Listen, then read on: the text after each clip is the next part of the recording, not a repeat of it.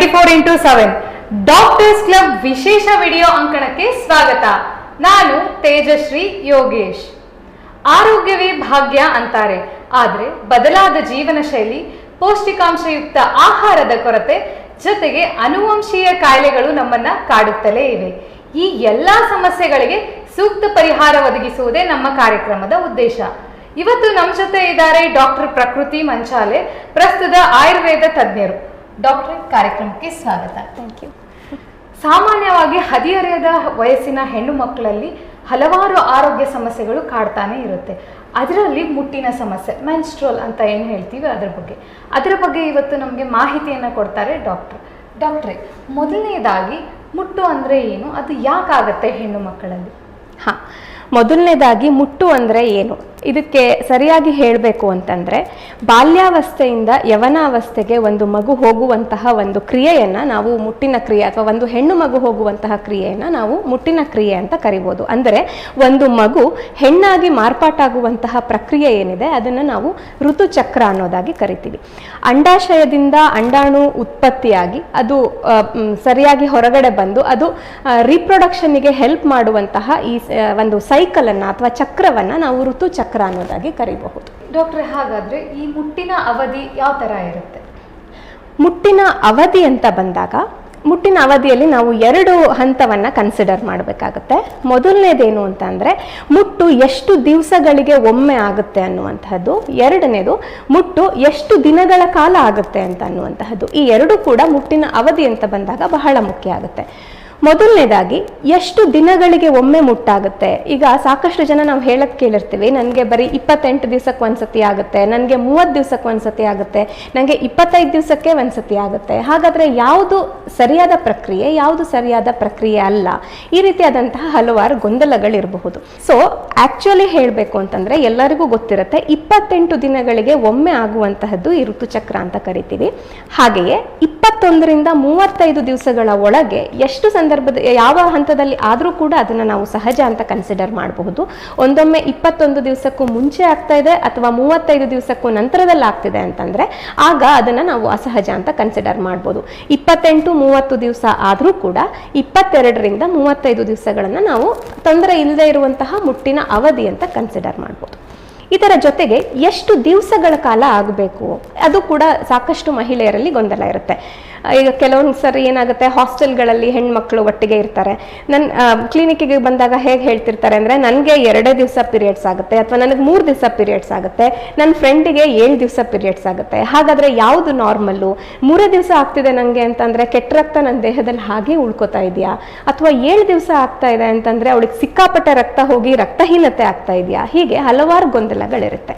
ಇದರಲ್ಲೂ ಅಷ್ಟೇ, ಸಹಜವಾಗಿ 4ರಿಂದ 5 ದಿವಸವನ್ನು ನಾವು ಮುಟ್ಟಿನ ಅವಧಿ ಅಂತ ಕರಿತೀವಿ. ಆದರೆ 2ರಿಂದ 7 ದಿವಸದ ಒಳಗೆ ಎಷ್ಟು ದಿವಸ ಆದರೂ ಕೂಡ ಅದಕ್ಕೆ ನಾವು ತುಂಬ ತಲೆ ಕೆಡಿಸ್ಕೊಳ್ಳುವಂತಹ ಅವಶ್ಯಕತೆ ಇಲ್ಲ. 2 ಅಥವಾ 48 ಗಂಟೆಗಳ ಕಾಲ ಮುಟ್ಟಾಗಿ ನಿಲ್ತಾ ಇದೆ ಅಂತಂದರೆ ಅವರಿಗೆ ಕೆಟ್ಟ ರಕ್ತ ಶೇಖರಣೆ ಆಗ್ತಿದೆ ಅಂತನೂ ಅಲ್ಲ, ಅಥವಾ 7 ದಿವಸ 6 ದಿವಸ ಪೀರಿಯಡ್ಸ್ ಆಗ್ತಾ ಇದೆ ಅಂತಂದರೆ ಅವರಿಗೆ ತುಂಬ ರಕ್ತ ಹೋಗಿ ರಕ್ತಹೀನತೆ ಆಗುತ್ತೆ ಅಂತನೂ ಅಲ್ಲ. ಹಾಗಾಗಿ 2ರಿಂದ 6 ದಿವಸ ಅಥವಾ 7 ದಿವಸಗಳ ಕಾಲ ಆಗುವಂತಹ ಮುಟ್ಟನ್ನು ನಾವು ಪ್ರಾಕೃತ ಅವಧಿ ಅಂತ ಕರಿಬಹುದು. ಡಾಕ್ಟ್ರೆ, ಹಾಗಾದರೆ ಸರಿಯಾದ ರೀತಿ ಮುಟ್ಟು ಆಗಲಿಲ್ಲ, ಫಾರ್ ಎಕ್ಸಾಂಪಲ್ ನೀವು ಹೇಳಿದಾಗ ಇಷ್ಟು ದಿವಸಕ್ಕೆ ಆಗಬೇಕು, ಇಷ್ಟು ದಿವಸಕ್ಕೆ ಇದಂತ ಶೆಡ್ಯೂಲ್ ಹೇಳಿದ್ರಿ, ಅದನ್ನು ಶೆಡ್ಯೂಲ್ ತಕ್ಕ ಹಾಗೆ ಆಗಿಲ್ಲ ಅಂದರೆ ಕಾರಣ ಏನಿರುತ್ತೆ, ಜೊತೆಗೆ ಅದರ ಪರಿಹಾರ ಏನು? ಹೌದು, ತುಂಬ ಒಳ್ಳೆ ಪ್ರಶ್ನೆ. ಯಾಕೆ ಅಂತಂದರೆ 21, 35 ಅಥವಾ 2, 7 ಇದೆಲ್ಲದು ಸಹಜವಾಗಿ ಆಗುವಂತಹದ್ದು. ಇದಕ್ಕಿಂತ ಬೇಗ ಆಗ್ತಾ ಇದೆ, ಅಥವಾ ಇದಕ್ಕಿಂತ 1 ದಿವಸಕ್ಕೆ ನಿಲ್ತಾ ಇದೆ, ಅಥವಾ ಇನ್ನೂ ಜಾಸ್ತಿ ಆಗ್ತಾ ಇದೆ, ತುಂಬ ದಿವಸ ಆಗ್ತಾ ಇದೆ, ಜಾಸ್ತಿ ಹೋಗ್ತಾ ಇದೆ. ಇದಕ್ಕೆ ಏನು ಕಾರಣ ಅಂತ ಕೇಳೋದಾದರೆ, ಇದಕ್ಕೆ ಗರ್ಭಕೋಶಕ್ಕೆ ಅಥವಾ ಅದಕ್ಕೆ ಸಂಬಂಧಪಟ್ಟಂತಹ ಅಂಗಗಳಿಗೆ ಇರುವಂತಹ ಸಾಕಷ್ಟು ಕಾರಣಗಳಿರಬಹುದು. ಉದಾಹರಣೆಗೆ ಇತ್ತೀಚೆಗೆ ನಾವು ಸಾಕಷ್ಟು ನೋಡ್ತಾ ಇರುವಂತಹದ್ದು ಹಾರ್ಮೋನಲ್ ವೇರಿಯೇಷನ್ಸ್. PCOS ಅಂತ ಕೇಳಿರ್ತೀವಿ, ಥೈರಾಯ್ಡ್ ಪ್ರಾಬ್ಲಮ್ ಅಂತ ಕೇಳಿರ್ತೀವಿ. ಈ ರೀತಿಯಾಗಿ ಕೆಲವೊಂದಷ್ಟು ಹಾರ್ಮೋನಲ್ ವೇರಿಯೇಷನ್ಸ್ ಇದ್ದಾಗ ಕೂಡ ಸಹಜವಾಗಿ ಆಗದೇ ಇರಬಹುದು. ಹಾಗೆಯೇ ಗರ್ಭಾಶಯದಲ್ಲಿ ಗೆಡ್ಡೆಗಳಿರುವಂತಹದ್ದು, ಯುಟ್ರೈನ್ ಫೈಬ್ರಾಯ್ಡ್ಸ್ ಅಂತ ಏನು ಕರಿತೀವಿ, ಆ ಥರ ಸಮಸ್ಯೆಗಳಿದ್ದಾಗ ಕೂಡ ಅದರಿಂದನೂ ಕೂಡ ಈ ರೀತಿಯಾದಂತಹ ವೇರಿಯೇಷನ್ಸ್ ಆಗಬಹುದು. ಸಾಕಷ್ಟು ಅಂಡಾಶಯದಲ್ಲಿ ನೀರು ತುಂಬಿಕೊಂಡಿರೋ ಗುಳ್ಳೆಗಳು ಅಥವಾ ಹಲವಾರು ಬೇರೆ ಬೇರೆ ಕಾರಣಗಳಿಂದಾಗಿ ಈಗ ಈವನ್ ತೂಕ ಕೂಡ ಸಿಕ್ಕಾಪಟ್ಟೆ ಓವರ್ ವೆಯ್ಟ್ ಆಯಿತು ಅಂತಾದರೆ ತಕ್ಷಣಕ್ಕೆ ಪೀರಿಯಡ್ಸಲ್ಲಿ ವೇರಿಯೇಷನ್ಸ್ ಕಾಣಿಸೋದಕ್ಕೆ ಶುರುವಾಗುತ್ತೆ. ಹೀಗೆ ಹಲವಾರು ಕಾರಣಗಳಿರುತ್ತೆ. ಯಾವ ಕಾರಣದಿಂದ ಈ ರೀತಿ ಆಗ್ತಿದೆ ಅನ್ನೋದನ್ನು ಕಂಡುಹಿಡಿಬೇಕು ಅಂತಂದರೆ ಒಮ್ಮೆ ವೈದ್ಯರನ್ನು ಭೇಟಿ ಮಾಡಬೇಕು, ಅದಕ್ಕೆ ಸಂಬಂಧಪಟ್ಟಂತಹ ತಪಾಸಣೆಗಳನ್ನು ಮಾಡಿಸ್ಕೊಳ್ಬೇಕು. ಆಗ ಏನು ಕಾರಣ ಅಂತ ಗೊತ್ತಾದರೆ ಕಾರಣಕ್ಕೆ ಸಂಬಂಧಪಟ್ಟಂತೆ ಚಿಕಿತ್ಸೆಯನ್ನು ಕೊಟ್ಟಾಗ ಅದು ಸುಲಭವಾಗಿ ಪರಿಹಾರವನ್ನು ಕಂಡುಕೊಳ್ಬಹುದು. ಹಾಗಾದರೆ ಕೆಲವೊಬ್ಬರಿಗೆ ಅತಿಯಾದ ರಕ್ತಸ್ರಾವ ಆಗುತ್ತೆ, ಕೆಲವೊಬ್ಬರಿಗೆ ರಕ್ತಸ್ರಾವ ಕಡಿಮೆ ಆಗುತ್ತೆ ಅಂತ ಹೇಳ್ತಾರೆ. ಅದು ಯಾವ ಕಾರಣಕ್ಕಾಗಿ ಕಾಣಿಸುತ್ತೆ ಆ ಥರ? ಅತಿಯಾದ ರಕ್ತಸ್ರಾವ ಅಥವಾ ರಕ್ತಸ್ರಾವ ಕಡಿಮೆ, ಇದರ ಬಗ್ಗೆ ನಾವು ಹೇಗೆ ಜನಕ್ಕೆ ಮನವರಿಕೆ ಮಾಡೋದು ಅನ್ನುವಂತಹದ್ದು ಮೊದಲನೇ ಪ್ರಶ್ನೆ. ಯಾಕೆ ಅಂತಂದರೆ ಎಷ್ಟು ಮಟ್ಟಿಗೆ ರಕ್ತಸ್ರಾವ ಆಗ್ತಿದೆ ಅನ್ನೋದನ್ನು ಕಂಡು ಹಿಡಿಯೋದು ಹೇಗೆ? ಜನರಲ್ ಆಗಿ ನಾವು ವೈದ್ಯರನ್ನ ಕೇಳಿದ್ರೆ ಏನು ಹೇಳ್ತೀವಿ, 50 ml ತನಕ ರಕ್ತ ಹೋದರೆ ಅದನ್ನು ನಾವು ನಾರ್ಮಲ್ ಅಂತ ಕನ್ಸಿಡರ್ ಮಾಡ್ತೀವಿ. ಆದರೆ 50 ml ಅಂತ ಕಂಡು ಹಿಡಿಯೋದು ತುಂಬ ಕಷ್ಟ ಆಗುತ್ತೆ. ಹಾಗಾಗಿ ಜನಕ್ಕೆ ಅರ್ಥ ಆಗುವಂತಹ ರೀತಿಯಲ್ಲಿ ಹೇಳಬೇಕು ಅಂತಂದರೆ ಸಾಮಾನ್ಯ 20 ರಿಂದ 80 ml ತನಕ ರಕ್ತ ಹೋಗೋದನ್ನ ನಾವು ನಾರ್ಮಲ್ ಅಂತ ಕನ್ಸಿಡರ್ ಮಾಡ್ತೀವಿ. ಇದನ್ನು ನೀವು ಹೇಗೆ ಅರ್ಥ ಮಾಡ್ಕೊಳ್ಬಹುದು ಅಂತಂದರೆ ಪ್ಯಾಡ್ಗಳ ಮೂಲಕ ಅರ್ಥ ಮಾಡ್ಕೋಬಹುದು. ನಾರ್ಮಲ್ ಆಗಿ ಹೇಳಬೇಕು ಅಂತಂದರೆ ದಿನಕ್ಕೆ 3 ರಿಂದ 4 ಅಥವಾ 4 ಪ್ಯಾಡ್ ತನಕ ಉಪಯೋಗಿಸಿದ್ರೆ ಅದನ್ನು ನಾವು ನಾರ್ಮಲ್ ಅಂತ ಕನ್ಸಿಡರ್ ಮಾಡ್ಬೋದು. ಸಿಕ್ಕಾಪಟ್ಟೆ ಜಾಸ್ತಿ ಅದಕ್ಕಿಂತ ಜಾಸ್ತಿ ಆಗ್ತಿದೆ ಅಂತಂದರೆ ನಾವು ಅಬ್ನಾರ್ಮಲ್ ಅಂತ ಕನ್ಸಿಡರ್ ಮಾಡ್ಬೋದು. ಅಥವಾ ನನಗೆ ಒಂದು ಇಡೀ ದಿವಸದಲ್ಲಿ 1 ಪ್ಯಾಡ್ಗಾಗಷ್ಟು ಏನೂ ಹೋಗಿರೋದಿಲ್ಲ, ಒಂದು ಸ್ವಲ್ಪ ಸ್ಪಾಟಿಂಗ್ ಅಷ್ಟೇ ಇರುತ್ತೆ ಅಂತ ಹೇಳ್ತಾರೆ, ಸ್ವಲ್ಪ ಒಂಚೂರು ಆಗಿ ಹಾಗೆ ನಿಂತು ಹೋಗ್ಬಿಡುತ್ತೆ ಅಂತ. ಆ ಥರ ಇದ್ರೂ ಕೂಡ ಅದನ್ನು ನಾವು ಅಬ್ನಾರ್ಮಲ್ ಅಂತ ಕನ್ಸಿಡರ್ ಮಾಡ್ಬೋದು. ಇದರ ಜೊತೆಗೆ ಇನ್ನೊಂದು ಮುಖ್ಯವಾಗಿರುವಂತಹ ಅಂಶ ಕ್ಲಾಟ್ಸ್ ಅಥವಾ ಮುದ್ದೆ, ರಕ್ತದ ಮುದ್ದೆ ಅಂತ ನಾವೇನು ಕರಿತೀವಿ, ಅದನ್ನು ಕೂಡ ಸಾಕಷ್ಟು ಜನ ಪೇಷಂಟ್ಸ್ ಬಂದು ಹೇಳುವಂತಹದ್ದಿದೆ. ನನಗೆ ಕ್ಲಾಟ್ಸ್ ಹೋಗುತ್ತೆ ಪೀರಿಯಡ್ಸ್ ಆಗುವಾಗ, ಇದು ಸಹಜವಾಗಿ ಹೋಗುವಂಥದ್ದ ಏನು ಅಂತ ಗೊತ್ತಾಗೋದಿಲ್ಲ.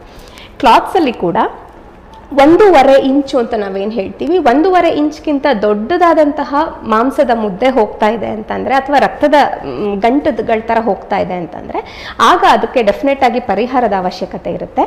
ಸಣ್ಣ ಸಣ್ಣ ಗಂಟುಗಳು ಹೋಗ್ತಾ ಇದೆ ಅಂತಂದರೆ ಅದಕ್ಕೆ ತುಂಬ ತಲೆ ಕೆಡಿಸ್ಕೊಳ್ಳುವಂತಹ ಅವಶ್ಯಕತೆ ಇರೋದಿಲ್ಲ. 1.5 ಇಂಚ್ಗಿಂತ ದೊಡ್ಡದಾಗಿರುವಂಥದ್ದು ಹೋಗ್ತಾ ಇದ್ದರೆ ಒಮ್ಮೆ ವೈದ್ಯರನ್ನು ಭೇಟಿ ಮಾಡಬೇಕಾಗುತ್ತೆ. ಓಕೆ ಡಾಕ್ಟರ್, ಇದರ ಜೊತೆಗೆ ಸರಿಯಾದ ಅವಧಿ ಅಂತಂದರೆ ಬರೀ 1 ತಿಂಗಳು 2 ತಿಂಗಳು ಅಷ್ಟಲ್ಲ, ಸುಮಾರು ತಿಂಗಳ ಕಾಲ ಅವರಿಗೆ ಬರದೇ ಇರುವಂಥದ್ದು ಕಾರಣ ಏನಾಗಿರ್ಬೋದು? ಅದಕ್ಕೂ ಕೂಡ ಅದನ್ನು ನಾವು 2 ಹಂತದಲ್ಲಿ ಕನ್ಸಿಡರ್ ಮಾಡ್ಬೋದು. ಮೊದಲನೇದಾಗಿ ಮೆನಾರ್ಕೆ ಅಂತಂದರೆ ಒಂದು ಮಗು ಮೊದಲನೇ ಬಾರಿ ಮುಟ್ಟಾಗಿರುವಂತಹ ಸಂದರ್ಭವನ್ನು ನಾವು ಮೆನಾರ್ಕೆ ಅಂತ ಕರಿತೀವಿ. ಈಗ ತಾನೇ ಮೆನಾರ್ಕೆ ಆಗಿದೆ ಅಂತಂದಾಗ ಕೆಲವೊಂದು ಬಾರಿ ಅದರಲ್ಲಿ ವೇರಿಯೇಷನ್ಸ್ ಇರುವಂತಹದ್ದು, ನೀವು ಹೇಳಿದ ಹಾಗೆ ಒಂದೇ ಅವಧಿಗಲ್ಲ, ಯಾವಾಗಲೂ ಇರ್ರೆಗ್ಯುಲರ್ ಆಗಿ ಆಗುವಂತಹದ್ದು ಆಗಬಹುದು. ಇದನ್ನು ನಾವು ನಾರ್ಮಲ್ ಅಂತ ಕನ್ಸಿಡರ್ ಮಾಡ್ತೀವಿ. ಅಂದರೆ ಒಂದು ಮಗು ಮುಟ್ಟಾಗಕ್ಕೆ ಒಂದು ಮಗುಗೆ ಯಾವಾಗ ಪ್ರಾರಂಭ ಆಗುತ್ತೋ ಅದರಿಂದ 2 ವರ್ಷಗಳವರೆಗೆ ಒಂದೊಮ್ಮೆ ಅದರಲ್ಲಿ ವೇರಿಯೇಷನ್ಸ್ ಇತ್ತು ಅಂತಂದರೆ ಅದನ್ನು ನಾವು ಸಹಜ ಅಂತಲೇ ಕನ್ಸಿಡರ್ ಮಾಡ್ತೀವಿ. ಅದಕ್ಕೆ ಹೆಚ್ಚಿನ ಏನೋ ಕಾಯಿಲೆ ಇರ್ಬೋದು ಅಂತ ನಾವು ಯೋಚನೆ ಮಾಡೋದಕ್ಕೆ ಹೋಗೋದಿಲ್ಲ. ಯಾಕೆ ಅಂತಂದರೆ man is not a mission. ಅಂದರೆ ಒಂದು ಮಿಷನಿನ ರೀತಿಯಲ್ಲಿ ಮನುಷ್ಯರ ಅಂಗಾಂಗಗಳದ್ದು ಕೆಲಸ ಮಾಡಬೇಕು ಅಂತ ನಾವು ಎಕ್ಸ್ಪೆಕ್ಟ್ ಮಾಡೋಕ್ಕಾಗೋದಿಲ್ಲ. ಈಗ ತಾನೇ ಮುಟ್ಟಾಗೋದಕ್ಕೆ ಪ್ರಾರಂಭವಾಗಿದೆ ಸರಿ, ಪ್ರತಿ ತಿಂಗಳು 28 ದಿವಸಕ್ಕೆ ಹಿಂಗೆ ಆಗ್ಬಿಡ್ಬೇಕು ಅಂತ ಆಗೋದಿಲ್ಲ. ದೇಹಕ್ಕೆ ತನ್ನ ಫಿಸಿಯಾಲಜಿಗೆ, ತನ್ನ ಕ್ರಿಯೆಗಳಿಗೆ ಒಗ್ಗಿಕೊಳ್ಳೋದಕ್ಕೆ ಸ್ವಲ್ಪ ಸಮಯ ಬೇಕಾಗುತ್ತೆ. ಹಾಗಾಗಿ ಒಂದು 2 ವರ್ಷಗಳ ತನಕ, ಈಗ ತಾನೇ ಮುಟ್ಟಾದಾಗ ಒಂದು 2 ವರ್ಷಗಳ ತನಕ ಸ್ವಲ್ಪ ಹೆಚ್ಚು ಕಡಿಮೆ ಇದ್ದಾಗ ನಾವು ತಾಯಂದಿರಿಗೆ ಅಥವಾ ಪೇರೆಂಟ್ಸಿಗೆ ಅಥವಾ ಮಗುಗೆ ತೊಂದರೆ ಇಲ್ಲ, ನೀನು ಇದಕ್ಕೋಸ್ಕರ ಆಂಗ್ಸೈಟಿ ಮಾಡ್ಕೊಳ್ಳುವಂತಹ ಅವಶ್ಯಕತೆ ಇಲ್ಲ ಅಂತ ಹೇಳಿ ಕಳಿಸ್ತೀವಿ. ಆದರೆ ಕರೆಕ್ಟಾಗಿ ಪೀರಿಯಡ್ಸ್ ಸ್ಟಾರ್ಟ್ ಆಗಿ ಒಂದು 4-5 ವರ್ಷ ಚೆನ್ನಾಗಾಗಿದೆ, 8-10 ವರ್ಷ ಚೆನ್ನಾಗಾಗಿದೆ, ಆಮೇಲೆ ಇದ್ದಕ್ಕಿದ್ದಂಗೆ ತುಂಬ ದಿವಸಗಳ ಕಾಲ ಆಗೋದಿಲ್ಲ. ಆ ಥರ ಇದ್ದಾಗ ಅದಕ್ಕೆ ಖಂಡಿತವಾಗಿಯೂ ಪರೀಕ್ಷೆಯ ಅವಶ್ಯಕತೆ ಇರುತ್ತೆ. ಅದರಲ್ಲೂ ಕೂಡ ಈಗ ಪ್ರತಿ ತಿಂಗಳು ಕರೆಕ್ಟಾಗಿ ಆಗ್ತಾ ಇದೆಯಪ್ಪ, ಪ್ರತಿ ತಿಂಗಳು 26 ದಿವಸಕ್ಕೆ ಪೀರಿಯಡ್ಸ್ ಆಗ್ತಾ ಇದೆ ಅಥವಾ 30 ದಿವಸಕ್ಕೆ ಪೀರಿಯಡ್ಸ್ ಆಗ್ತಾ ಇದೆ, ಯಾವಾಗಲೂ 1 ತಿಂಗಳು ಏನೋ ಚಳಿ ಇತ್ತೋ ಅಥವಾ ಇನ್ನೇನೋ ಇತ್ತು, ಅವರೇನೋ ತಿಂದಿದ್ರಲ್ಲಿ ವ್ಯತ್ಯಾಸ ಆಗಿರಬಹುದು ಅಥವಾ ಮಾನಸಿಕ ಸ್ಥಿತಿಗಳಲ್ಲಿ ವ್ಯತ್ಯಾಸ ಇರಬಹುದು, 1 ತಿಂಗಳಲ್ಲಿ ಇದ್ದಕ್ಕಿದ್ದ ಹಾಗೆ ಒಂದು 50 ದಿವಸ ತೊಗೊಂಡ್ಬಿಡ್ತು, ಆಗಲೇ ಇಲ್ಲ ಪೀರಿಯಡ್ಸು. ಹಾಗಾದರೆ ತಕ್ಷಣಕ್ಕೆ ಎಲ್ಲ ಪರೀಕ್ಷೆಗಳನ್ನು ಮಾಡಿಸಿ ನಾನು ಸಿಕ್ಕಾಪಟ್ಟೆ ಟೆನ್ಷನ್ ಮಾಡ್ಕೊಂಡು ಏನೇನೋ ಆಗಿದೆ ನನ್ನ ಕಾಯಿಲೆ ಅಂತ ಯೋಚನೆ ಮಾಡಬೇಕಾ ಅಂತಂದರೆ ಅದಕ್ಕೂ ಕೂಡ ತುಂಬ ಯೋಚನೆ ಮಾಡೋ ಅವಶ್ಯಕತೆ ಇಲ್ಲ. ಈಗಾಗಲೇ ಹೇಳಿದ ಹಾಗೆ ಮನುಷ್ಯ ಅಂತಂದರೆ ಮಿಷನ್ ರೀತಿ ಕಾರ್ಯ ಮಾಡೋದಕ್ಕೆ ಆಗೋದಿಲ್ಲ, ಎಲ್ಲೋ ಸಣ್ಣ ಪುಟ್ಟ ವ್ಯತ್ಯಾಸಗಳಾಗುತ್ತೆ. ಕಂಟಿನ್ಯೂಯಸ್ ಆಗಿ 3 ಬಾರಿ ಒಂದೇ ರೀತಿಯಾದಂತಹ ಸಮಸ್ಯೆ ಮುಟ್ಟಿನ ಚಕ್ರದಲ್ಲಿ ಕಾಣಿಸ್ಕೊಂಡಾಗ ಅದನ್ನು ನಾವು ಗಂಭೀರವಾಗಿ ಪರಿಗಣಿಸ್ತೀವಿ. ಅದಕ್ಕೆ ಏನಾಗಿದೆ, ಅದರ ಹಿಂದಿನ ಕಾರಣ ಏನಿರಬಹುದು ಅಂತ ಯೋಚನೆ ಮಾಡಿ ಅದಕ್ಕೆ ಸೂಕ್ತ ಚಿಕಿತ್ಸೆಯನ್ನು ಕೊಡುವಂತಹದ್ದು. ಓಕೆ ಡಾಕ್ಟ್ರೆ, ಈಗ ರಕ್ತಸ್ರಾವದ ಬಗ್ಗೆ ಮಾತಾಡಿದ್ವಿ. ಅದರ ಜೊತೆಗೆ ಇನ್ನೊಂದು ಮುಖ್ಯವಾದ ಕಾರಣ ಏನು ಅಂತಂದರೆ, ಲೇಡೀಸಲ್ಲಿ ಅತಿಯಾದ ಪೇಯ್ನ್ ಆಗ್ತಿದೆ. ಕೆಲವೊಬ್ಬರಿಗೆ ಅಷ್ಟೊಂದು ಪೇಯ್ನ್ ಇರಲ್ಲ, ಕೆಲವೊಬ್ರು ಹೇಳ್ತಾರೆ ಮ್ಯಾನೇಜಬಲ್ ಇರುತ್ತೆ. ಆ ಥರ ಯಾಕಾಗುತ್ತೆ? ಒಂದು ಮಹಿಳೆಯಿಂದ ಇನ್ನೊಂದು ಮಹಿಳೆಗೆ ಯಾಕೆ ವ್ಯತ್ಯಾಸ ಇರುತ್ತೆ? ಅದಕ್ಕೆ ಕಾರಣ ಮತ್ತು ಪರಿಹಾರವೇನಿರ್ಬೋದು? ಹೌದು, ಇದು ತುಂಬಾ ಒಳ್ಳೆ ಪ್ರಶ್ನೆ. ಯಾಕಂದ್ರೆ ಮುಟ್ಟು ಅಂದ ತಕ್ಷಣಕ್ಕೆ ಅದನ್ನ ಒಂದು ಸಹಜವಾದ ಕ್ರಿಯೆ ಅಂತ ನೋಡೋದಕ್ಕಿಂತ ಮೊದಲು ಅದರಲ್ಲಿ ನೋವಿರುತ್ತೆ, ಅದರಲ್ಲಿ ಇನ್ನೇನೋ ಇರುತ್ತೆ. ಹಾಗಾಗಿ ಅದು ಅಸಹಜವಾದ, ಅದು ಫಿಸಿಯಾಲಜಿ ಎಲ್ಲ ಬದಲಾಗಿ ಪೆಥಾಲಜಿ ಅನ್ನೋ ರೀತಿಯಲ್ಲಿ ಸಾಕಷ್ಟು ಜನ ಕನ್ಸಿಡರ್ ಮಾಡ್ತಾರೆ. ಹಾಗಾದ್ರೆ ಮುಟ್ಟಿನ ಸಂದರ್ಭದಲ್ಲಿ ನೋವು ಸಹಜವೇ ಅನ್ನುವಂತಹ ಪ್ರಶ್ನೆಯನ್ನ ಕೇಳಿದ್ರೆ, ಮುಟ್ಟಿನ ಸಂದರ್ಭದಲ್ಲಿ ಏನಾಗುತ್ತೆ ಅಂತಂದ್ರೆ, ನಮ್ಮ ಗರ್ಭಕೋಶದ ಒಳಗಡೆಗೆ ಒಂದು ಎಂಡೋಮೆಟ್ರಿಯಂ ಅನ್ನುವಂತಹ ಪದರ ಇರುತ್ತೆ. ಆ ಪದರ ಯುಟ್ರಸ್ ಇಂದ ಅಥವಾ ಗರ್ಭಕೋಶದಿಂದ ಡಿಟ್ಯಾಚ್ ಆಗಿ ಹೊರಗಡೆ ಬರುವಂತಹ ಪ್ರಕ್ರಿಯೆ. ಹಾಗಾಗಿ ಒಂದು ಪದರ ನಮ್ಮ ಒಂದು ಅಂಗದಿಂದ ಡಿಟ್ಯಾಚ್ ಆಗಿ ಹೊರಗಡೆ ಬರುವಂತಹ ಪ್ರಕ್ರಿಯೆ ಇದಾಗಿರೋದ್ರಿಂದ ಸ್ವಲ್ಪ ಮಟ್ಟಿಗಿನ ನೋವು ಸಹಜವಾಗಿರುವಂತಹ ಪ್ರಕ್ರಿಯೆ. ಅದಕ್ಕೆ ನಾವು ಹೆಚ್ಚಿಗೆ ತಲೆ ಕೆಡಿಸ್ಕೊಳ್ಳುವಂತಹ ಅವಶ್ಯಕತೆ ಇಲ್ಲ. ಹಾಗಾದ್ರೆ ಎಷ್ಟರ ಮಟ್ಟಿಗಿನ ಪೈನ್ ಸಹಜವಾಗಿರುವಂತಹದ್ದು? ಈಗ ಅದನ್ನ ಪೈನ್ ನ ಮೆಜರ್ ಮಾಡಕ್ಕೆ ನಮ್ಗೆ ಈಗ ಇರುವಂತಹ ಇದರಲ್ಲಿ ಸ್ಕೇಲ್ಗಳಿರೋದಿಲ್ಲ.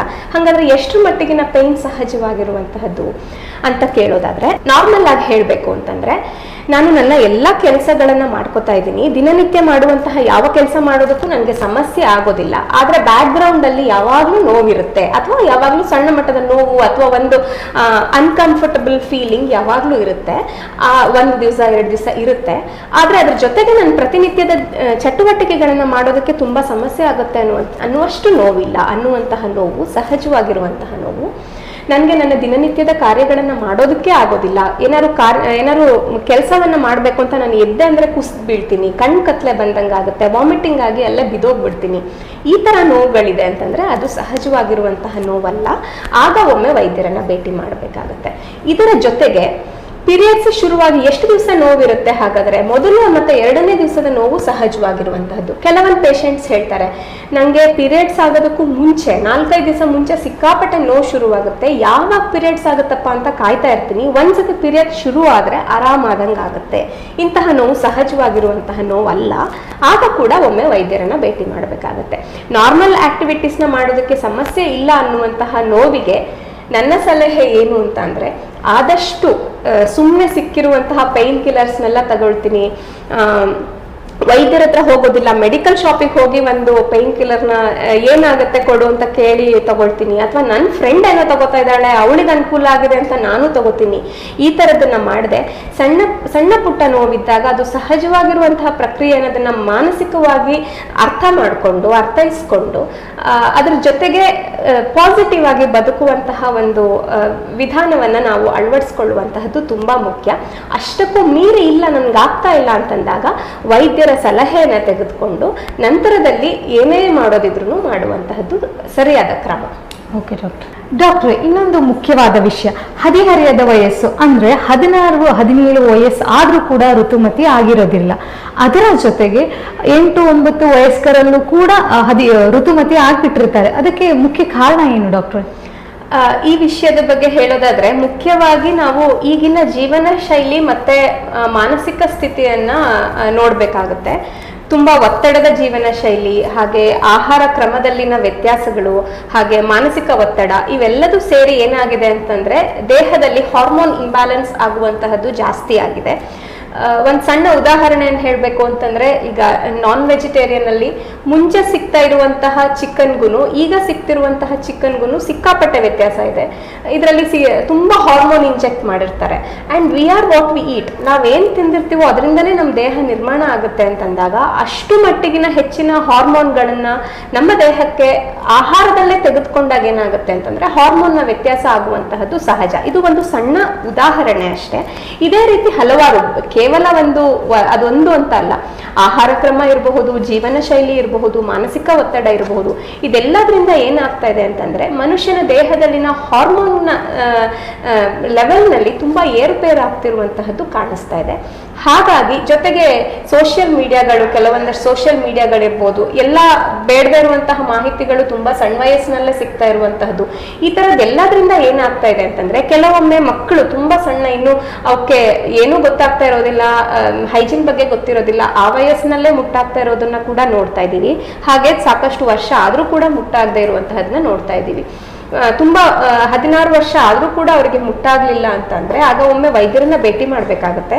ಅದರಲ್ಲಿ ಯಾವ ಸಮಸ್ಯೆಯಿಂದ ಮುಟ್ಟಾಗ್ತಾ ಇಲ್ಲ ಅನ್ನುವಂತಹದನ್ನ ನೋಡಬೇಕಾಗುತ್ತೆ. ಸಾಕಷ್ಟು ಕಾರಣಗಳಿರುತ್ತೆ. ಈಗ ಹೇಳಿದಾಗೆ ಹಾರ್ಮೋನ್ನ ಸಮಸ್ಯೆ ಇರಬಹುದು, ಅಥವಾ ಗರ್ಭಾಶಯದ ಓಪನಿಂಗ್ ಏನಿರುತ್ತೆ ಅದು ಬ್ಲಾಕ್ ಆಗಿರುವಂತಹದ್ದು ಇರಬಹುದು. ಹೀಗೆ ಬೇರೆ ಬೇರೆ ಕಾರಣಗಳಿರುತ್ತೆ. 16 ವರ್ಷ ಆದರೂ ಮುಟ್ಟಾಗಲಿಲ್ಲ ಅಂತಂದರೆ ಒಮ್ಮೆ ವೈದ್ಯರನ್ನ ಭೇಟಿ ಮಾಡಬೇಕಾಗುತ್ತೆ. ಬೇಗ ಮುಟ್ಟಾಯಿತು ಅಂತ ಅಂದರೆ ಮುಟ್ಟಾದ ಮೇಲೆ ಏನೂ ಮಾಡೋದಕ್ಕಾಗೋದಿಲ್ಲ. ಸೊ ಮಕ್ಕಳು ಚಿಕ್ಕಂದ್ರಿಂದ ನಾವು ಪರಿಹಾರವನ್ನು, ತುಂಬ ಜಂಕ್ ಫುಡ್ ಕೊಡುವಂಥದ್ದು, ಹೊರಗಡೆ ಆಹಾರವನ್ನು ಕೊಡುವಂತಹದ್ದು, ಹಾರ್ಮೋನ್ ಇಂಜೆಕ್ಟೆಡ್ ಇದನ್ನ ಫುಡ್ಗಳನ್ನ ಕೊಡುವಂತಹದ್ದು, ಆಮೇಲೆ ಬೇಕರಿ ಪದಾರ್ಥಗಳು, ಇಂಥದನ್ನೆಲ್ಲ ಸ್ವಲ್ಪ ಅವಾಯ್ಡ್ ಮಾಡಿ ಹೆಲ್ತಿ ಆಹಾರವನ್ನು ಕೊಡುವಂತಹದ್ದು, ಜೊತೆಗೆ ಒಂದು ನಿಯಮಿತವಾದಂತಹ ವ್ಯಾಯಾಮವನ್ನು ಮಕ್ಕಳಿಗೆ ಹೇಳಿಕೊಡುವಂತಹದ್ದು, ಮಾನಸಿಕ ಸ್ಥಿತಿಯನ್ನು ಸ್ಥಿಮಿತದಲ್ಲಿ ಇಟ್ಕೊಳ್ಳುವಂತಹದನ್ನ ಕಲಿಸುವುದು. ಇಂಥದ್ದೆಲ್ಲದರಿಂದ ಸ್ವಲ್ಪ ಮುಂದೆ ಹಾಕ್ಬೋದು. ಬಿಟ್ರೆ ಒಂದೊಮ್ಮೆ ಆಯಿತು ಅಂತಂದ್ರೆ ಆಗ ಮಗುಗೆ ಹೇಗಿರಬೇಕು ಅನ್ನೋದನ್ನ ಹೇಳ್ಕೊಡುವುದಷ್ಟೇ ಪರಿಹಾರ ಅಂತ.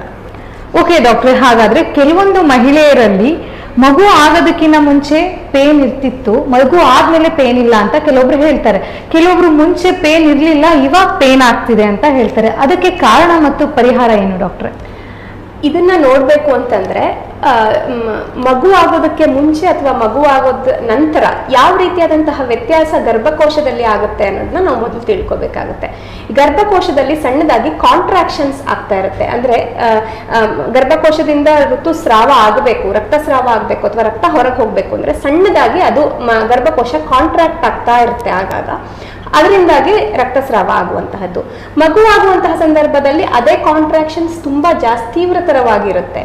ಹಾಗಾಗಿ ಒಮ್ಮೆ ಆ ಕಾಂಟ್ರಾಕ್ಷನ್ಸ್ಗೆ ತೆರೆದುಕೊಳ್ಳೋದ್ರಿಂದ ಗರ್ಭಕೋಶ ಅದರ ನಂತರದಲ್ಲಿ ನೋವಾಗುವಂತಹದ್ದು ಕಡಿಮೆ ಇರುತ್ತೆ. ಇದು ಸಹಜವಾಗಿ ಆಗುವಂತಹದ್ದು. ಸೊ ಮಗು ಆಗುವುದಕ್ಕೆ ಮೊದಲು ಆಗುವಂತಹ ನೋವನ್ನ ನಾವು ಪ್ರೈಮರಿ ಡಿಸ್ಮೆನೋರಿಯಾ ಅಂತ ಕರಿತೀವಿ. ಅದರಲ್ಲಿ ತುಂಬಾ ತಲೆ ಕೆಡಿಸ್ಕೊಳ್ಳುವಂತಹದ್ದು ಇರೋದಿಲ್ಲ, ಅಥವಾ ಏನಾಗಿದೆ ಅಂತ ನೋಡ್ಕೊಂಡು ಅದಕ್ಕೆ ಚಿಕಿತ್ಸೆಯನ್ನು ಕೊಡೋದಷ್ಟೇ. ಸಾಮಾನ್ಯವಾಗಿ ಮಗುವಾದ ನಂತರದಲ್ಲಿ ಅಷ್ಟರ ಮಟ್ಟಿಗಿನ ನೋವು ಇರೋದಿಲ್ಲ. ಮಗುವಾದ ನಂತರದಲ್ಲೇ ನೋವು ಇದೆ ಅಂತಂದ್ರೆ ಆಗ ಬೇರೆ ಇನ್ನೇನೋ ಕಾರಣ, ಬರೀ ಕೇವಲ ಗರ್ಭಕೋಶ ಸಹಜವಾಗಿ ಏನು ನೋವು ಅಂತ ನಾವು ಹೇಳ್ತೀವೋ, ಪೀರಿಯಡ್ಸ್ ಟೈಮಲ್ಲಿ ಪೀರಿಯಡ್ಸ್ ಪೈನ್ ಅಂತ ಏನು ಕರಿತೀವಿ, ಅಷ್ಟೇ ಅಲ್ಲದೆ ಇನ್ನೇನಾದ್ರೂ ಕಾರಣ ಇದೆಯಾ ಅನ್ನೋದನ್ನ ಒಮ್ಮೆ ಡಿಟೆಕ್ಟ್ ಮಾಡಬೇಕಾಗುತ್ತೆ, ತಪಾಸಣೆ ಮಾಡಬೇಕಾಗುತ್ತೆ. ಸೊ ಮಗುವಾದ ನಂತರದಲ್ಲಿ ನೋವು ಜಾಸ್ತಿ ಆಗಿದೆ ಅಂತ ಹೇಳುವಂತಹವ್ರಿದ್ರೆ ಬೇರೆ ಏನಾದ್ರೂ ಅಲ್ಲಿ ಸಮಸ್ಯೆ ಇದೆಯಾ ಅನ್ನೋದನ್ನ ನೋಡ್ಕೋಬೇಕಾಗುತ್ತೆ. ಓಕೆ ಡಾಕ್ಟ್ರೆ, ಹಾಗೆ ಈ ಋತುಚಕ್ರ ಟೈಮ್ನಲ್ಲಿ ಆಹಾರ ಪದ್ಧತಿ, ಅವರ ದಿನಚರ್ಯ ಹಾಗೂ ಹೈಜೀನ್ ಯಾವ ರೀತಿ ಮಹಿಳೆಯರು ಮೇಂಟೈನ್ ಮಾಡಬೇಕಾಗಿ ಬರುತ್ತೆ? ಇದು ತುಂಬಾ ಮುಖ್ಯವಾಗಿರುವಂತಹ ಪ್ರಶ್ನೆ. ಯಾಕೆ ಅಂದ್ರೆ ಹೆಲ್ತ್, ಫುಡ್ ಅಂಡ್ ಹೈಜೀನ್ ಈ ಮೂರನ್ನ ಕನ್ಸಿಡರ್ ಮಾಡಿದಾಗ ತುಂಬಾ ಜನ ಹೆಣ್ಮಕ್ಳಲ್ಲಿ ಈ ಮೂರರ ವ್ಯತ್ಯಾಸದಿಂದಾಗಿಯೇ ಸಮಸ್ಯೆ ಬರುವಂತಹದ್ದು. ಏನೋ ಇನ್ಫೆಕ್ಷನ್ಸ್ ಆಗಿದೆ ಅಂತ ಬರ್ತಾರೆ, ಫಂಗಲ್ ಇನ್ಫೆಕ್ಷನ್ಸ್ ಆಗಿದೆ, ಅಥವಾ ಬೇರೆ ಏನೇನೋ ಕಾಯಿಲೆನೇ ಬಂದಿದೆ, ಗರ್ಭಕೋಶದಲ್ಲಿ ಏನೋ ಸಮಸ್ಯೆಗಳು ಕಾಣಿಸ್ಕೊಳ್ತಾ ಇರ್ಬೋದು, ಅಥವಾ ವೀಕ್ನೆಸ್ಸು, ನೀವು ಈಗ ಆಲ್ರೆಡಿ ಕೇಳ್ತಾ ಇದ್ದ ಹಾಗೆ ಪೇಯ್ನ್ ಇರ್ಬೋದು. ಇದೆಲ್ಲದಕ್ಕೂ ಸಾಕಷ್ಟು ಸಂದರ್ಭದಲ್ಲಿ ಅವರ ಆಹಾರ ವಿಹಾರ, ಮಾನಸಿಕ ಸ್ಥಿತಿ, ಒಟ್ಟಾರೆಯಾಗಿ ದಿನಚರಿಯ ಪ್ರಮುಖ ಪಾತ್ರವನ್ನ ವಹಿಸ್ತಾ ಇರುತ್ತೆ. ಹಾಗಾಗಿ ಮೊದಲನೇದಾಗಿ ಆಹಾರ ವಿಹಾರ ಹೇಗಿರಬೇಕು, ಪೀರಿಯಡ್ಸ್ ಟೈಮಲ್ಲಿ ಆಹಾರ ವಿಹಾರ ಹೇಗಿರಬೇಕು, ಹಾಗೆ ಪೀರಿಯಡ್ಸ್ ಟೈಮಲ್ಲಿ ಯಾವ ರೀತಿಯಾದಂತಹ ಸ್ವಚ್ಛತೆಯನ್ನ ಅಥವಾ ಹೈಜೀನ್ ಅನ್ನ ಕಾಪಾಡ್ಕೊಳ್ಬೇಕು, ಇವೆರಡು ತುಂಬಾ ಮುಖ್ಯ ಆಗುತ್ತೆ. ಹೈಜೀನ್ ಬಗ್ಗೆ ನೋಡೋದಾದ್ರೆ ನಾವು ಸಾಕಷ್ಟು ಸಂದರ್ಭದಲ್ಲಿ ಫಂಗಲ್ ಇನ್ಫೆಕ್ಷನ್ ಅಥವಾ ಇನ್ನೇನೋ ಆಗಿದೆ ಅಂತಂದಾಗ ಅದಕ್ಕೆ ಮೇನ್ ರೀಸನ್ ಅವರು ಸರಿಯಾದ ಕ್ರಮದಲ್ಲಿ ಪ್ಯಾಡ್ಸ್ ಅನ್ನ ಅಥವಾ ಏನೇ ಆಗಲಿ ಉಪಯೋಗಿಸದೇ ಇರುವಂತಹದ್ದಾಗುತ್ತೆ. ಪ್ಯಾಡ್ನೇ ಉಪಯೋಗಿಸ್ಬೇಕು ಅನ್ನುವಂತಹದ್ದೇನೂ ಇಲ್ಲ, ಬಟ್ಟೆನೂ ಕೂಡ ಉಪಯೋಗಿಸ್ಬೋದು. ಬಟ್ಟೆ ಈಗ ಎಲ್ಲ ಅಡ್ವರ್ಟೈಸ್ಮೆಂಟ್ಸ್ ನೋಡಿ ಹೇಗೆ ಅಂದರೆ ಬಟ್ಟೆ ಹಾಗಾದ್ರೆ ಔಟ್ಡೇಟೆಡ್ ಅನ್ನೋ ಥರ, ಆ ಥರ ಎಲ್ಲ ಏನೂ ಇಲ್ಲ. ಬಟ್ಟೆನೂ ಉಪಯೋಗಿಸ್ಬೋದು, ಪ್ಯಾಡ್ಸ್ನೂ ಉಪಯೋಗಿಸ್ಬೋದು, ಮೆನ್ಸ್ಟ್ರಲ್ ಕಪ್ಸ್ನೂ ಉಪಯೋಗಿಸ್ಬೋದು, ಟ್ಯಾಂಪಾನ್ಸ್ನೂ ಉಪಯೋಗಿಸ್ಬೋದು, ಏನಾದರೂ ಉಪಯೋಗಿಸ್ಬೋದು. ಆದರೆ ಉಪಯೋಗಿಸುವಂತಹ ಮೆಥಡ್ ತುಂಬ ಕರೆಕ್ಟಾಗಿ ಇರಬೇಕು. ಏನು ಸ್ಟೈನ್ ಆಗಿಲ್ಲ ಅಂತ ಅಂದ್ಬಿಟ್ಟು ಪ್ಯಾಡ್ಸ್ನ ತುಂಬ ಹೊತ್ತು ಹಾಕ್ಕೊಳ್ಳುವಂತಹದ್ದು ಖಂಡಿತವಾಗಿಯೂ ಒಳ್ಳೆಯದಲ್ಲ. ಎವ್ರಿ 6 hours ಅದರಲ್ಲಿ ಸ್ಟೈನ್ ಆಗಿರದೇ ಇರಲಿ ಪ್ಯಾಡ್ಸ್ನ ಚೇಂಜ್ ಮಾಡಲೇಬೇಕಾಗತ್ತೆ, ತುಂಬ ಮುಖ್ಯವಾಗಿರುವಂತಹದ್ದು. ಬಟ್ಟೆ ಯೂಸ್ ಮಾಡುವಂತಹವರಿದ್ರೆ ಅದನ್ನು ನಾಚಿಕೆ ಮಾಡಿಕೊಂಡು ಎಲ್ಲೋ ಮನೆ ಒಳಗಡೆಗೆ ಒಣಗಿಸಿದ್ರೆ, ಸೂರ್ಯನ ಬಿಸಿಲು ತಾಗದೇ ಇರುವಂಥ ಒಣಗಿಸಿದ್ರೆ ಅದರಲ್ಲಿ ಫಂಗಲ್ ಗ್ರೋತ್ ಆಗುವಂತಹ ಚಾನ್ಸಸ್ ತುಂಬ ಇರುತ್ತೆ. ಹಾಗಾಗಿ ಬಿಸಿಲಿಗೆ ಒಣಗಿಸ್ಬೇಕು ಅಥವಾ ಐರನ್ ಮಾಡಿ ಉಪಯೋಗಿಸ್ಬೇಕು. ಒಂದು 3 ಬಾರಿ 4 ಬಾರಿ ಉಪಯೋಗಿಸಿದ್ಮೇಲೆ ಮತ್ತೆ ಪದೇ ಪದೇ ಒಂದೇ ಬಟ್ಟೆಯನ್ನು ಉಪಯೋಗಿಸಬಾರ್ದು, ಬದಲಾಗಿ ಚೇಂಜ್ ಮಾಡ್ತಾ ಇರಬೇಕು. ಸೊ ಇಂತಹ ಅಥವಾ ಮೆನ್ಸ್ಟ್ರಲ್ ಕಪ್ಸ್ ಯೂಸ್ ಮಾಡ್ತಾ ಇದ್ರೆ, ಟ್ಯಾಂಪೋನ್ಸ್ ಯೂಸ್ ಮಾಡ್ತಾ ಇದ್ರೆ, ಪ್ಯಾಡ್ ಯೂಸ್ ಮಾಡ್ತಾ ಇದ್ರೆ ನಿಯಮಿತವಾದ ಕಾಲಕ್ಕೆ ಸರಿಯಾಗಿ ಅದನ್ನ ಚೇಂಜ್ ಮಾಡುವಂತಹ ಅಭ್ಯಾಸವನ್ನ ಮೊದಲನೇದಾಗಿ ಬಳಸ್ಕೋಬೇಕು. ಎರಡನೇದು, ಒಂದು ಮನುಷ್ಯನ ಸೋಷಿಯಲ್ ರೆಸ್ಪಾನ್ಸಿಬಿಲಿಟಿಯನ್ನು ನಾವು ನೋಡಕ್ ಹೋಗೋದಾದ್ರೆ, ಎಷ್ಟೊಂದು ಬಾರಿ ನಾವೇ ಓಡಾಡುವಾಗ ಹೊರಗಡೆ ರಸ್ತೆಯಲ್ಲಿ ಪ್ಯಾಡ್ಸ್ ನೋಡ್ತೀವಿ ಅಥವಾ ಇನ್ನೇನೋ ನೋಡ್ತೀವಿ. ಒಂದು ಬಾಡಿಯಿಂದ ನಮ್ಮ ದೇಹದ ಬೇಡದೇ ಇರುವಂತಹ ಒಂದು ಅಂಶ ಅಥವಾ ರಕ್ತ ಹೊರಗಡೆ ಹೋಗಿರುವಂತಹದ್ದು, ಅದರಲ್ಲಿ ಸಾಕಷ್ಟು ಇನ್ಫೆಕ್ಷನ್ಸ್ ಡೆವಲಪ್ ಆಗುವಂತಹ ಸಾಧ್ಯತೆ ಇರ್ಬೋದು. ಅದನ್ನ ಹಾಗೆ ಎಲ್ಲಂದ್ರಲ್ಲಿ ಬಿಸಾಕುವಂತಹದ್ದು. ಯಾವುದಾದ್ರೂ ಆಸ್ಪತ್ರೆಯವರು ಅವ್ರ ಆಸ್ಪತ್ರೆಯಲ್ಲಿ ಏನೋ ಗಾಯ ಕ್ಲೀನ್ ಮಾಡಿರ್ತಾರೆ, ಊನ್ಸ್ ಕಟ್ ಮಾಡಿರ್ತಾರೆ, ಅಥವಾ ಇನ್ನೇನೋ ಡೆಲಿವರಿ ಆಗಿರುತ್ತೆ, ಅದ್ರಲ್ಲಿ ಬಂದಿರುವಂತಹ ಅಂಶನೆಲ್ಲ ಹೊರಗಡೆ ಬಿಸಾಕದ್, ಹಾಗೆ ರಸ್ತೆ ಮೇಲೆ ಬಿಸಾಕದ್ ನಾವು ಎಲ್ಲೂ ನೋಡೋದಿಲ್ಲ. ಅಂತಹದ್ದೇ ಜವಾಬ್ದಾರಿ ಪ್ರತಿಯೊಂದು ಹೆಣ್ಮಕ್ಳಿಗೆ, ಪ್ರತಿಯೊಂದು ಮನೆಯಲ್ಲಿರುವಂತಹ ಎಲ್ಲ ಜನರಿಗೆ ಅದೊಂದು ಸಿವಿಕ್ ರೆಸ್ಪಾನ್ಸಿಬಿಲಿಟಿ ಅಂತ ಹೇಳ್ಬೋದು. ಪ್ಯಾಡ್ಸ್ ಅನ್ನ ಡಿಸ್ಪೋಸ್ ಮಾಡುವಂತಹದ್ದು ತುಂಬಾ ಮುಖ್ಯವಾದಂತಹ ಕ್ರಿಯೆ. ಅದನ್ನ ವಾಶ್ ಮಾಡಿಯೇ ಡಿಸ್ಪೋಸ್ ಮಾಡಬೇಕು, ಮತ್ತೆ ಸರಿಯಾದ ರೀತಿಯಲ್ಲಿ ರಸ್ತೆ ಮೇಲೆ ಬಿಸಾಕುವಂತಹದ್ದಲ್ಲ, ನೀರಿಗೆ ಹಾಕುವಂತಹದ್ದಲ್ಲ, ಅಥವಾ ಸುಡುವಂತಹದ್ದು ಕೂಡ ಅಲ್ಲ. ಸರಿಯಾದ ರೀತಿಯಲ್ಲಿ ಅದನ್ನ ಕಸದ ವಿಲೇವಾರಿ ಹೇಗೆ ಮಾಡ್ತೀವೋ ಅದೇ ರೀತಿಯಲ್ಲಿ ವಿಲೇವಾರಿ ಮಾಡುವಂತಹದ್ದು ಕೂಡ ಪ್ರತಿಯೊಬ್ಬರ ಜವಾಬ್ದಾರಿ. ಜೊತೆಗೆ ಪ್ರತಿ ಬಾರಿ ಯೂರಿನ್ ಪಾಸ್ ಮಾಡಿ ಆದ್ಮೇಲೆ ಅಥವಾ ಸ್ಟೂಲ್ಸ್ ಪಾಸ್ ಮಾಡಿ ಆದ್ಮೇಲೆ ಪೀರಿಯಡ್ಸ್ ಟೈಮಲ್ಲಿ ಅಷ್ಟೇ ಅಲ್ಲದೆ ಯಾವಾಗ್ಲೂ ಅಷ್ಟೇ, ಎಸ್ಪೆಷಲಿ ಪೀರಿಯಡ್ಸ್ ಟೈಮಲ್ಲಿ ಸರಿಯಾಗಿ ವಾಶ್ ಮಾಡ್ಕೊಳ್ಳುವಂತಹದ್ದನ್ನ ಕೂಡ ನಾವು ರೂಢಿ ಮಾಡ್ಕೋಬೇಕಾಗುತ್ತೆ. ಇದು ಹೈಜೀನ್ ವಿಷಯಕ್ಕೆ ಬಂದಾಗ ಇರುವಂತಹದ್ದು. ಇನ್ನು ಇದರ ಜೊತೆಗೆ ಆಹಾರ ವಿಹಾರಗಳು ಹೇಗಿರ್ಬೇಕು ಅಂತ ನೋಡೋದಾದ್ರೆ, ಪೀರಿಯಡ್ಸ್ ಅನ್ನುವಂತಹದ್ದು ಒಂದು ಕಾಯಿಲೆ ಅಲ್ಲ. ಮೊದಲನೇದಾಗಿ ಹೇಳಬೇಕು ಅಂದ್ರೆ ಅದು ಕಾಯಿಲೆ ಅಲ್ಲ. ಪೀರಿಯಡ್ಸ್ ಆಗಿದೆ ನಂಗೆ ಅಂತ ಇಡೀ ದಿವಸ ಮಲ್ಕೊಂಡಿರೋದು, ಅಥವಾ ಅವತ್ತು ನಾನು ಏನೂ ಮಾಡೋದಿಲ್ಲ, ನಾನು ಪೇಷಂಟ್ ತರ ಇರ್ತೀನಿ ನಾನು ಅಂತ ಇರುವಂತಹದ್ದನ್ನ ಖಂಡಿತವಾಗಿಯೂ ಅವಾಯ್ಡ್ ಮಾಡಬೇಕು. ಯಾಕೆಂದ್ರೆ ಇರೋ 30 ದಿವಸದಲ್ಲಿ ನಾವು 4-5 ದಿವಸ ಏನು ಮಾಡದೆ ಆ ಥರ ಇದ್ಬಿಟ್ರೆ ನಮ್ಗಿರೋ ಸಮಯವನ್ನು ನಾವೇ ಕಳ್ಕೊಳ್ತಾ ಇದ್ದಂಗೆ. ಸಣ್ಣ ಮಟ್ಟದ ಪೇಯ್ನ್ ಇರುತ್ತೆ, ಅದ್ರ ಜೊತೆಗೆ ನಾವು ಬದುಕುವಂತಹದನ್ನ ರೂಢಿ ಮಾಡ್ಕೋಬೇಕಾಗಿರೋದು ತುಂಬಾ ಮುಖ್ಯ. ಜೊತೆಗೆ ಈ ಟೈಮಲ್ಲಿ ಒಳ್ಳೆ ಆಹಾರವನ್ನ ತೆಗೆದುಕೊಳ್ಬೇಕು. ತುಂಬಾ ಜನ ಕರ್ದಿದ್ ತಗೊಳ್ತೀನಿ, ಜಂಕ್ ಫುಡ್ ತಗೋತೀನಿ ಅಥವಾ ಇನ್ನೇನೋ ತಗೋತಾ ಇರ್ತಾರೆ. ಜೀರ್ಣಕ್ರಿಯೆ ಸರಿಯಾಗಿ ಆಗ್ಲಿಲ್ಲ ಅಂದ ತಕ್ಷಣಕ್ಕೆ ಪೇಯ್ನ್ ಅವೆಲ್ಲೂ ಜಾಸ್ತಿ ಆಗ್ತಾ ಇರುತ್ತೆ. ನಮ್ಗೆ ಗೊತ್ತು, ಹೊಟ್ಟೆ ಒಳಗಡೆ ಗ್ಯಾಸ್ ತುಂಬಿಕೊಳ್ತು ಅಂತ ಅನ್ಕೊಳ್ಳೋಣ, ಒಳಗಡೆ ಒಂದು ಪ್ರೆಷರ್ ಕ್ರಿಯೇಟ್ ಆಗಿದೆ, ಆಲ್ರೆಡಿ ಗರ್ಭಕೋಶದಲ್ಲಿ ಒಂದು ಪ್ರೆಷರ್ ಇದೆ, ಅದ್ರ ಜೊತೆಗೆ ಇದೊಂದು ಎಕ್ಸ್ಟ್ರಾ ಅಡಿಷನಲ್ ಸೇರಿದಾಗ ಪೇಯ್ನ್ ಸಹಜವಾಗಿ ಜಾಸ್ತಿ ಆಗುತ್ತೆ. ಹಾಗೆಯೇ ತುಂಬಾ ಜನ ಹೆಣ್ಮಕ್ಳಿಗೆ ಪೀರಿಯಡ್ಸ್ ಇನ್ನೇನು ಶುರುವಾಯಿತು ಅನ್ನುವಾಗ ಅಥವಾ ಶುರುವಾಗಿ ಒಂದು 3-4 ಗಂಟೆಗೆ ಮೋಷನ್ ಪಾಸ್ ಮಾಡಬೇಕು ಅಂತ ಅನ್ಸುತ್ತೆ. ಅದನ್ನ ಕೆಲವರು ಗಮನಿಸಿ ಹೇಳ್ತಿರ್ತಾರೆ. ಅದು ಕೂಡ ತುಂಬಾ ಮುಖ್ಯ ಆಗುತ್ತೆ. ಬೋವಲ್ ಮೂವ್ಮೆಂಟ್ನ ನಾವು ಎನ್ಕರೇಜ್ ಮಾಡ್ಬೇಕಂದ್ರೆ ಆ ಟೈಮಲ್ಲಿ ಯೂರಿನ್ಗೆ ಹೋಗಕ್ಕೆ ಅರ್ಜ್ ಬಂದ್ರೆ ಅಥವಾ ಬೋವಲ್ ಪಾಸ್ ಮಾಡಬೇಕು, ಮೋಷನ್ ಮಾಡಬೇಕು ಅನ್ನುವಂತಹ ಅರ್ಜ್ ಬಂದ್ರೆ ಅದನ್ನ ತಡೆ ಹಿಡಿಬಾರ್ದು.